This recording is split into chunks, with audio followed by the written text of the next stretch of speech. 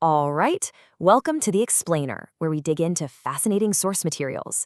Today, we are looking at something really wild, a journal from way back in 1909 called the Equinox, and believe me, the claims it made, well, let's just say they were audacious. Let's get right into it. So, right from the get-go, the journal's first editorial kicks off with this great little story. Picture this, a bunch of the smartest people of the age, we're talking top doctors, church leaders, the whole shebang, all gathered in a monastery. And what are they debating? A single crucial question. How many teeth does a horse have? But they argue for days. They're pulling out ancient books, quoting Aristotle, getting deep into philosophy, but the whole time they miss the most obvious thing. And their answer was just this: stop arguing and go open the horse's mouth and look. And boom, right there, that's the entire philosophy of the Equinox. The whole point was that, for centuries, religion and philosophy had gotten lost in endless debate, just relying on ancient authority instead of direct personal experience. Their solution was simple, provocative, and it became the foundation for everything. Stop trusting what you're told, go find out for yourself. Okay, so if the answers aren't in all those old books, where do you find them? Well, the Equinox had an answer for that too. They proposed this whole new system, and they called it Scientific Illuminism. This was their direct challenge to the failures of traditional religion and dogma that, kept people arguing instead of actually looking. This comparison here, it really gets to the heart of what they were saying. On one side, you have the big authorities, the Vedas, the Quran, the Bible. Their argument was that choosing between them forces you to rely on reason or faith, which has limits.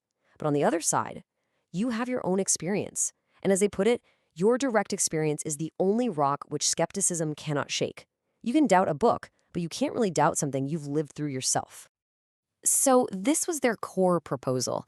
The idea was to take the aims of religion, things like spiritual enlightenment, transcendence, even genius, and then apply the rigorous methods of science to actually get there. So no more blind faith. Instead, it was all about direct experiment, skeptical thinking, and unbiased observation to create a repeatable process for spiritual growth. And here's the thing. This wasn't just a bunch of high-minded philosophy. Nope. This journal was basically a how-to guide. It was packed with practical, step-by-step instructions.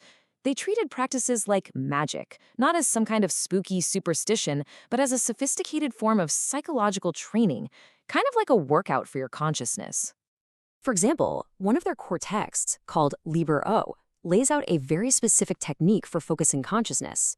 Step 1, you assume the God form, which is basically a posture meant to embody a certain idea. Step 2, you breathe in a specific name or concept. Step 3, you vibrate the name, saying it with real force. And step 4, and this is so crucial, you record all the results. Just like any good scientist, you had to keep a detailed log of everything that happened. This is another perfect illustration of their method.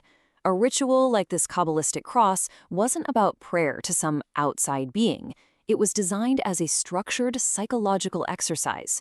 The sequence of words and gestures, touching the forehead and saying ate, or thou art, and so on, was meant to center the mind and create a very specific state of consciousness inside the person doing it. It was a tool, not an act of worship. Okay, let's dive into another key part of their experimental method, because things get even more interesting. If the goal is to understand consciousness, they believed you had to investigate all states of consciousness, and yep, that included the ones induced by certain substances. This quote right here is basically the mission statement for an essay in the journal called The Psychology of Hashish. And you have to understand, the author presented this as a serious, pioneering, first-person scientific investigation. He wasn't just getting high, he was attempting to map the uncharted territory of his own mind while under the influence. And in true scientific fashion, the author, writing under the name Oliver Haddo, didn't just describe the experience in vague terms. He actually tried to classify it. He broke down the effects into these 3 distinct stages, from a state of pure introspection to a hallucinatory phase where the mind is just overwhelmed, and finally to what he called the telestic state, the annihilation of the ego into a universal consciousness. His mind was the laboratory, and he was the lead researcher. So you might be wondering, what was the ultimate point of all this? The rigorous training, the precise rituals, the dangerous self-experimentation? Where was it all supposed to lead? Well, their goal was astonishingly ambitious. It wasn't just about achieving personal enlightenment or having a nice spiritual experience.